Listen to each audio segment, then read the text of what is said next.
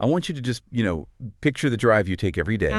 Maybe it's that crawl across the Howard Franklin Bridge into Tampa, or you're navigating those chaotic surface streets where lanes seem to just merge without any warning. Oh, I know those. The sun is out, Yeah. the playlist is solid, and you are basically on autopilot.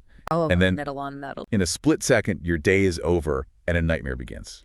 And it is a scenario that, I mean, it plays out with just terrifying frequency. If you look at the data for Tampa Bay, it isn't just busy. It is statistically one of the most accident-prone regions in the entire state. The numbers are staggering. We're seeing over 40,000 accidents annually in just this one area. 40,000. That's like a small city's worth of people colliding every single year. Yeah. But today, we are not just talking about the crash itself.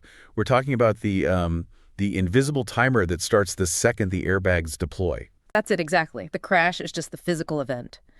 But in Florida, the moment that impact happens, a legal and, well, an administrative countdown begins. And if you don't know the rules of this specific game, you can lose thousands of dollars in benefits before you even realize you're injured. And that's what we're diving deep into today. This thing called the 14-day rule. Right. It sounds like a return policy for pair of jeans, but it's actually a really strict statute that governs your health and, frankly, your wallet. It is the bedrock of Florida's accident landscape. And to help us navigate all this, we're looking at a fascinating stack of sources, all centered around Chris Tabari of CDB Injury Law.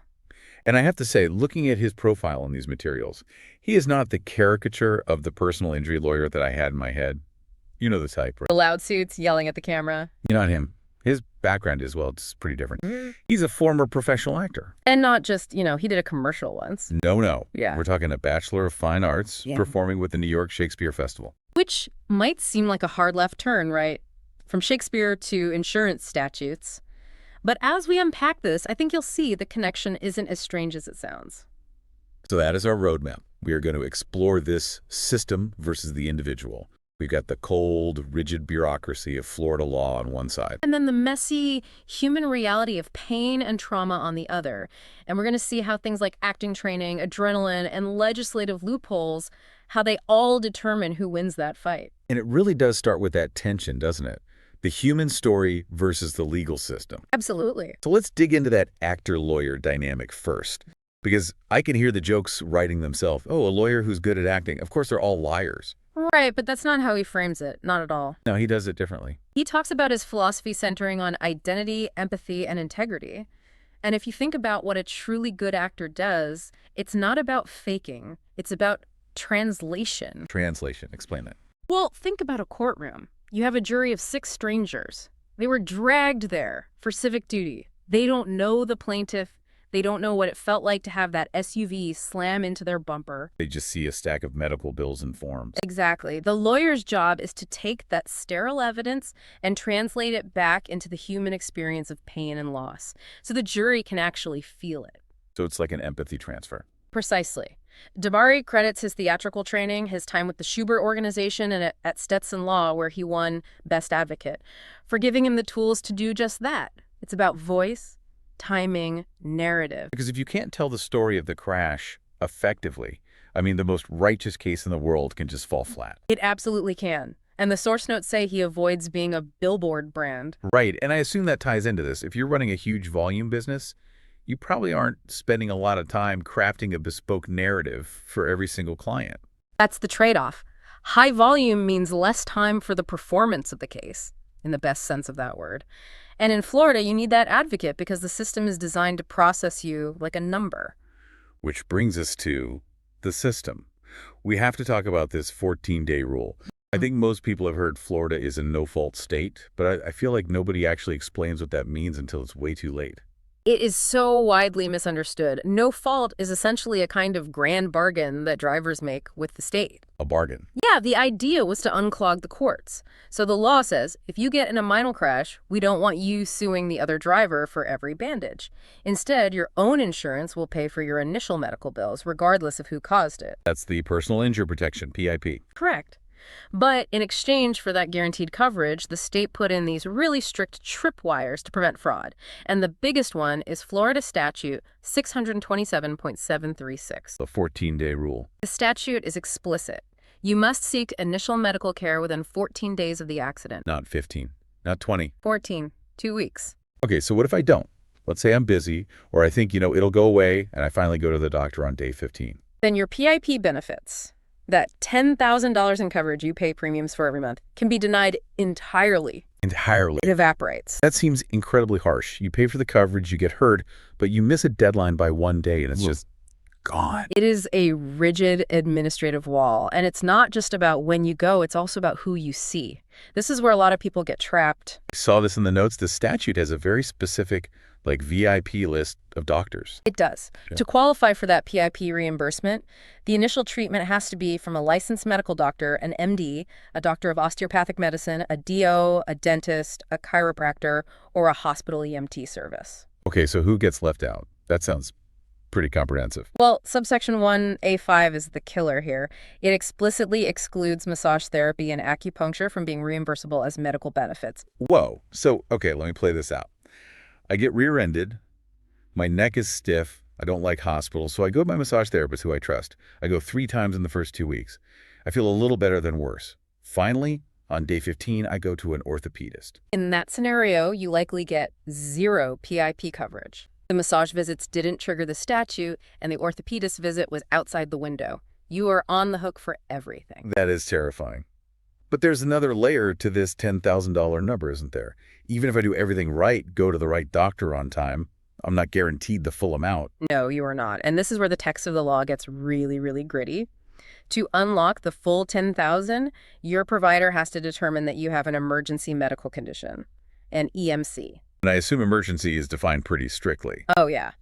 It's legally defined a medical condition with acute symptoms so severe that the absence of immediate medical attention could result in serious jeopardy to your health, serious impairment to bodily functions, or serious dysfunction of any bodily organ or part. Dysfunction of a bodily organ.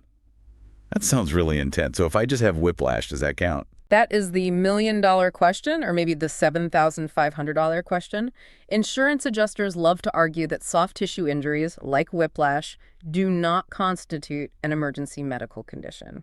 And if they win that argument, The reimbursement cap drops from $10,000 all the way down to $2,500.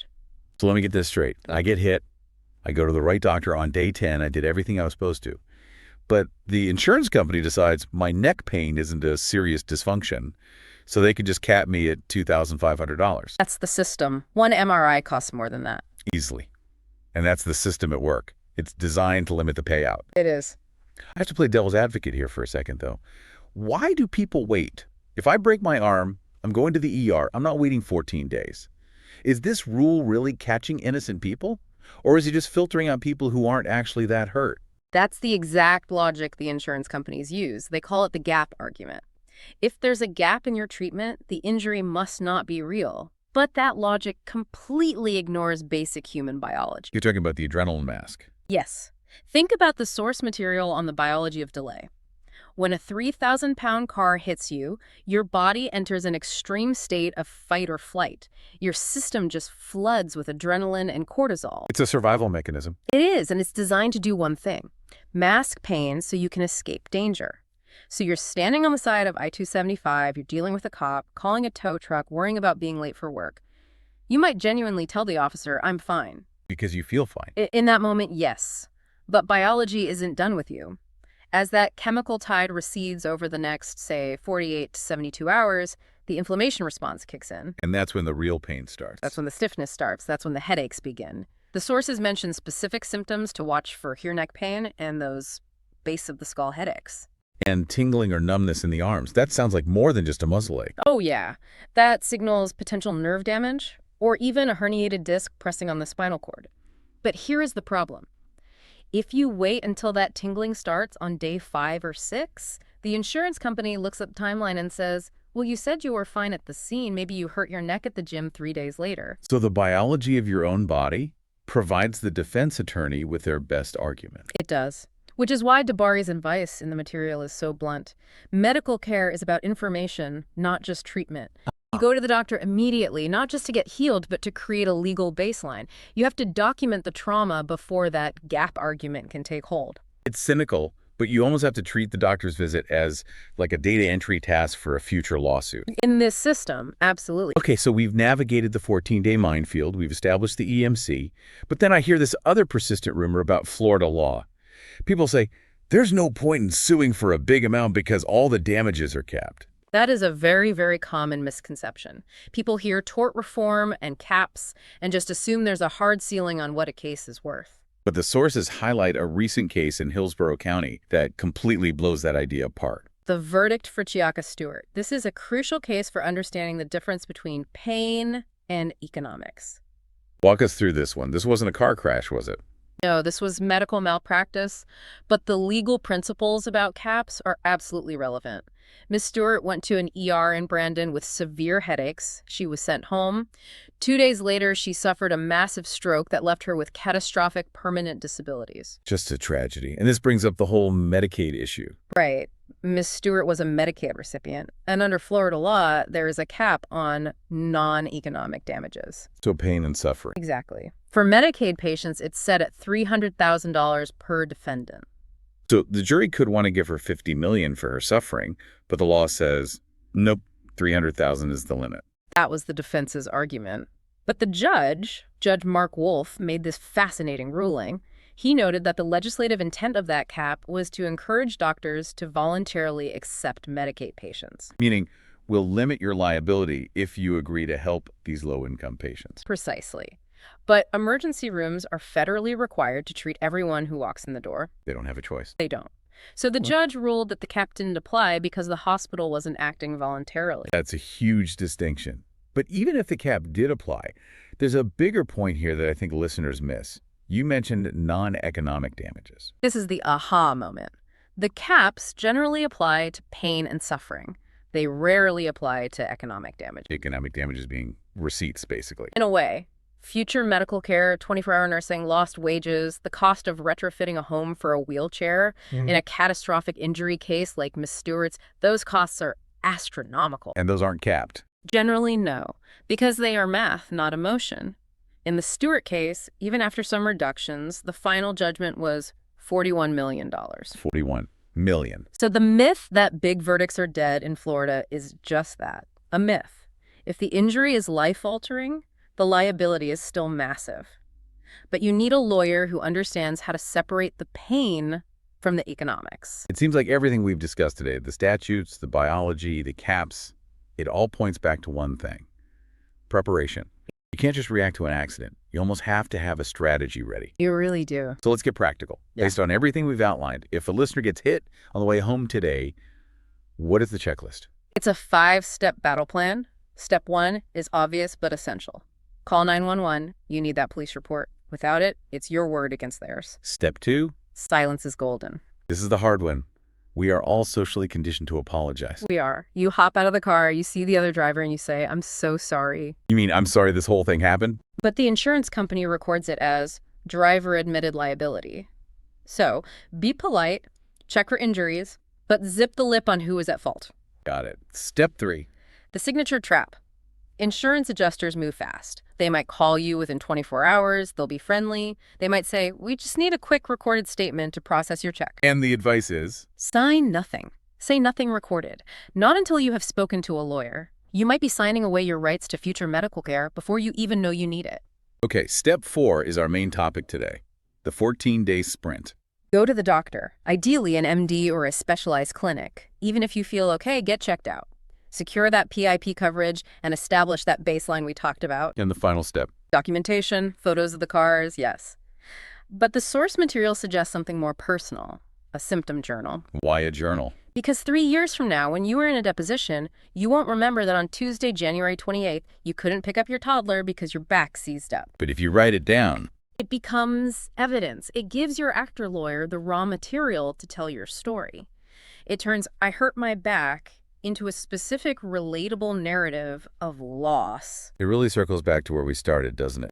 The system is this massive cold machine designed to process claims as cheaply as possible. The 14-day rule, the EMC limits, the caps, they're all just gears in that machine. And the individual is just trying to survive it. We've covered a lot of ground here. We've looked at Cristobari's unique approach of blending theater and law to make sure clients are actually heard. We've dissected the ruthless efficiency of the 14-day rule and the financial difference between $2,500 and $10,000. And we've looked at how your own adrenaline can lie to you and how the legal system can exploit that lie. And we've seen that despite caps, justice for catastrophic injuries is still very much alive in Florida courts. It leaves me with a lingering thought, though. We like to think that justice is about truth. You know, if you are hurt, you deserve help. Ideally, yes. But looking at all these hoops, the specific doctors, the strict timelines, the definitions of emergency, it feels like justice is actually about procedure. That is the justice versus procedure conflict right there. The system offers protection, but it gates that protection behind a maze. In modern Florida law, being right isn't enough. You have to be compliant. Which means the most valuable thing you can have in that glove box isn't just your registration. It's knowledge of the rules. And the number of someone who knows how to navigate them. Exactly. Drive safe out there, Tampa Bay. Watch out for the other guy and keep that 14-day clock in the back of your mind. Thanks for deep diving with us. Stay safe.